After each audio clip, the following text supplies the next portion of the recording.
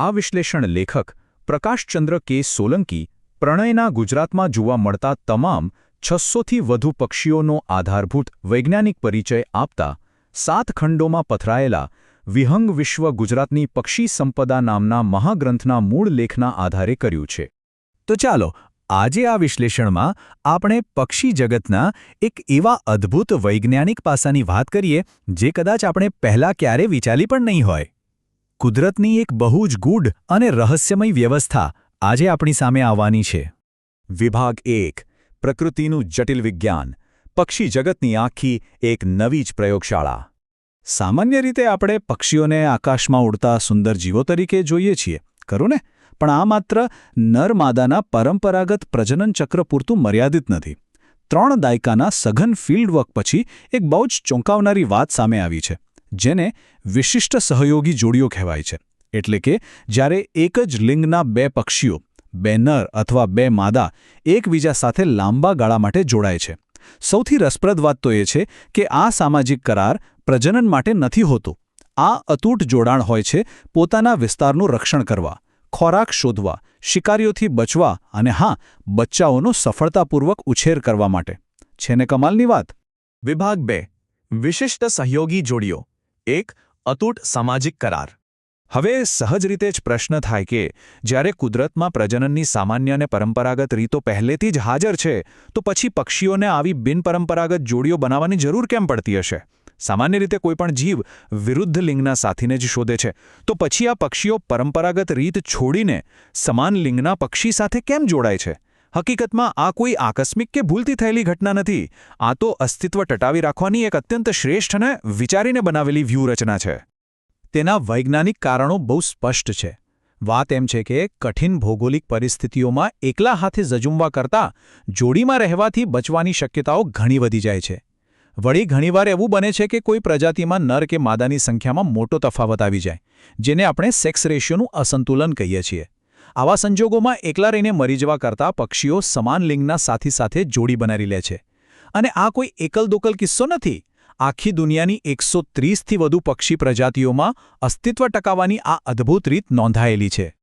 વિભાગ 3 નર પક્ષીઓનો અદ્ભુત સહયોગ. પિતૃત્વના શ્રેષ્ઠ ઉદાહરણો.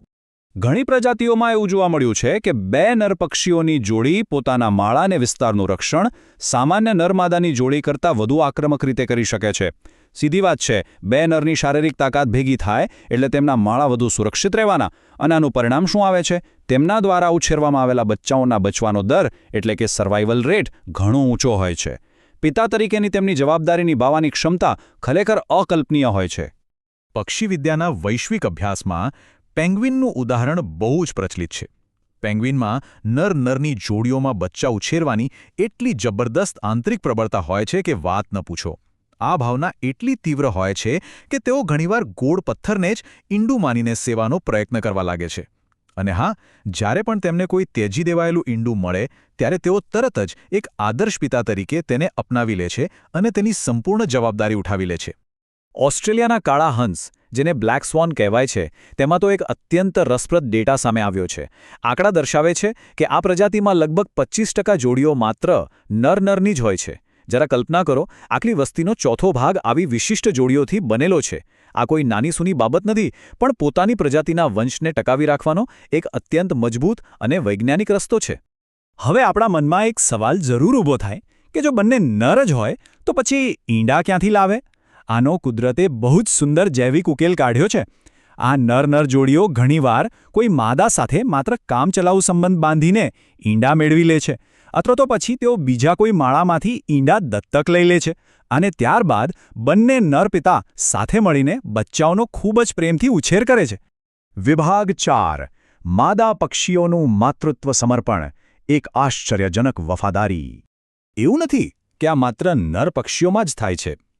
માદા-માદાની સહયોગી જોડીઓમાં પણ આવી જ અદ્ભુત વફાદારી જોવા મળે છે.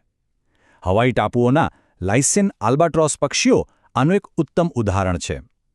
ઓહાહુ ટાપુ પર વસતા આ પક્ષીઓમાં પ્રજનન કરતી જોડીઓમાંથી લગભગ 31% જોડીઓ માત્ર માદા-માદાની જ હોય છે. આ જોડીઓ વર્ષો સુધી એકબીજા સાથે રહે છે અને અત્યંત સફળતાપૂર્વક વંશવૃદ્ધિમાં પોતાનો અમૂલ્ય સહયોગ આપે છે. તેમની આખી પ્રક્રિયા પણ એટલી જ સુંદર અને એકબીજા સાથે સંકળાયેલી હોય છે. સૌપ્રથમ એક માદા કોઈ અન્ય નર દ્વારા ગર્ભધારણ કરે છે. બસ ત્યારબાદની બાકીની તમામ પ્રક્રિયાઓ આ બંને માદાઓ સાથે મળીને જ કરે છે. તેઓ સંયુક્ત રીતે માળો બનાવે છે, ઈંડા સેવે છે અને બચ્ચાના ઉછેરની તમામ ફરજો એકદમ નિપુણ માતાની જેમ કોઈપણ જાતની ખામી વિના સંભાળી લે છે.